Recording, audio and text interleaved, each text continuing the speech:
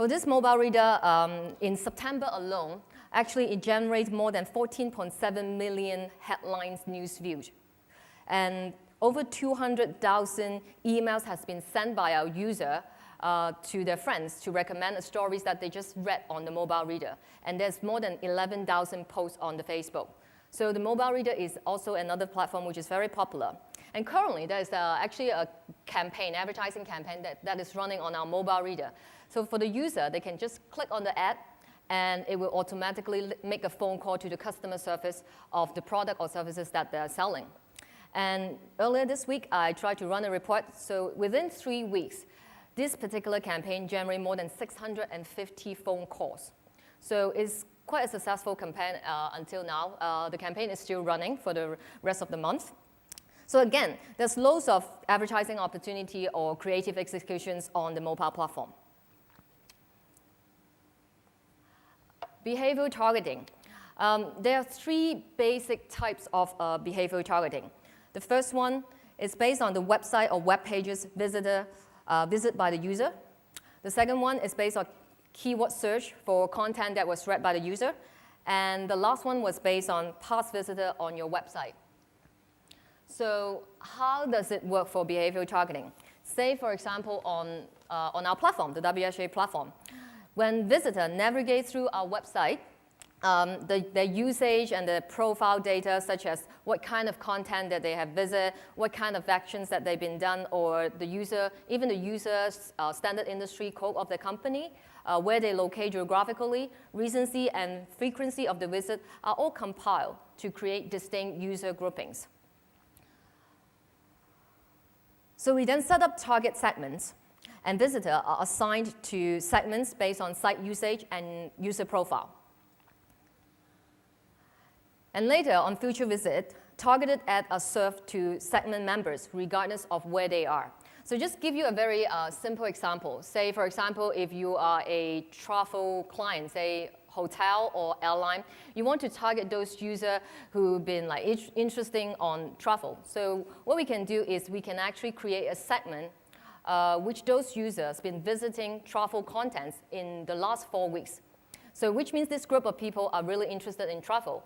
So when this group of people come back to our site, even though they are not viewing a travel content, say for example they're viewing a news content or business content, we can still serve the ad to them. So that's behavioral targeting.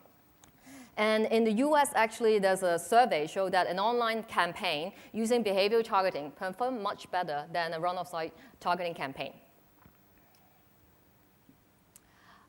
Lastly, localization. As a global media publisher, we understand the importance of localization. In China, we have a local language website, ChineseWSJ.com. We provide our user here in China business and finance news with the global perspective in their own language. At the same time, we also give a little bit of local flavor to them. We have some local bloggers, we have some local columnists. Most of the international websites understand in order to be successful in the market, localization is very important. And even within the China, I think there is a lot of localization opportunity. Say, for example, we might be able to create a platform just for Beijing or maybe a platform just for Shanghai. So apart from all these advertising trends and opportunities, there's also other opportunities for media publisher to generate more revenue with their partner. The Wall Street Journal Digital Network actually worked with a few selected partners to generate revenue for both the display advertising or sponsor link, text link. Google AdSense is one of our premium partners globally. It was a very successful partnership with Google, and both parties are very happy with it, and we hope that the partnership will continue. That's it for my presentation. Thank you. Thanks, Nelly. 非常感谢 Nelly 的精彩演讲。那接下来的话，我们请出的是我们 AdSense 全球AdSense 合作收入最高的合作伙伴之一。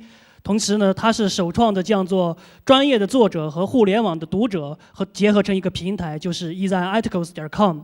那我们有请 EasyArticles.com 的创始人 Chris 先生来我们演讲。Welcome, Chris.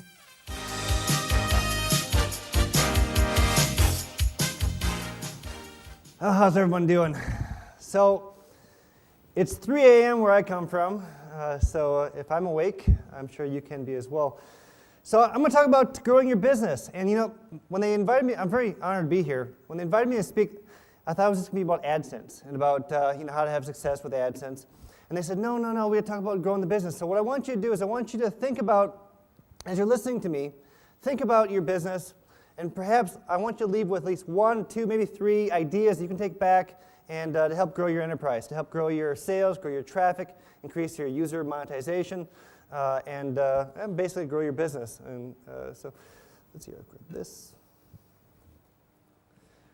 Before I begin, I want to explain what we are so you can understand my perspective.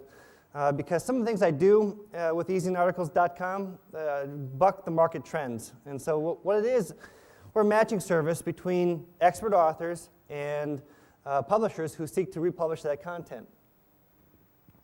So here's some of our metrics. Now, in the US, 32 million monthly page views, that's about 1 million a day, is a lot. And I spoke with someone here and they said, oh, well, Chinese publishers get 10 million a day. Like, holy cow, that's pretty incredible. So we have about 800,000 unique visitors, 125,000 registered members, about 5,000, I should back up, 5,000 unique articles are submitted on a daily basis. Now that's user-generated content. We're in 569 different niche markets, and all 1.2 million articles on our website right now have been human reviewed by 2 humans. So there's 2 different models when you talk about user-generated content. There's the type where it just comes on in and there's no moderation, and you've got site, your users are doing the monetization. And then with our site, we have 2 humans who do the review. So every bit of content that comes in, 1 human editor reviews the content, and if it matches the guidelines, it then gets passed on to the next editor. And the reason we do this is because there's 4% error that we want to eliminate by having a second editor review the content. And then to drive traffic to our site, in the early days, we had like 4,500 visitors the entire month. And then we had like 92% was coming from Google. And we thought, we can't rely on having 92% of our traffic come just from Google. And so we set an initiative back in 2005 in order to bring that number down below 50%. And in fact, it was this year in January we finally got that to below 49%. So as much as we love Google, it's also important to figure out ways to grow traffic independently and by yourself. So we use email, permission-based email to do that. It's one of our main strategies. RSS feeds. We have about 130,000 RSS feeds, and then 1 for every category. And those are used quite extensively. We also have 45 full-time editors and developers, and we were established 9 years ago.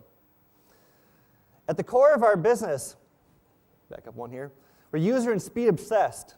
And so we found that, similar to Google, that when you obsess on the user, when you obsess on them, when you listen to them, when we try to learn what it is that they want, and you obsess on speed.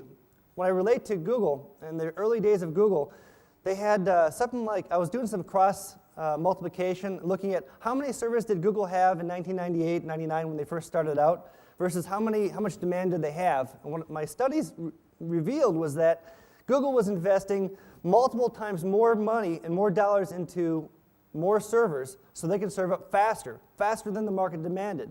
And that obsession with speed has obviously paid off. We also like to leverage member feedback. We don't pretend we know what the market wants. We always listen to the market. We provide all kinds of tools for the market to tell us what it is that you want, and then every day they give us like 50 suggestions, and they're spot on. And many times they're in the fringes. Some of the ideas are pretty crazy. But every single innovation that we come up with, our users, our members, our clients have given it to us.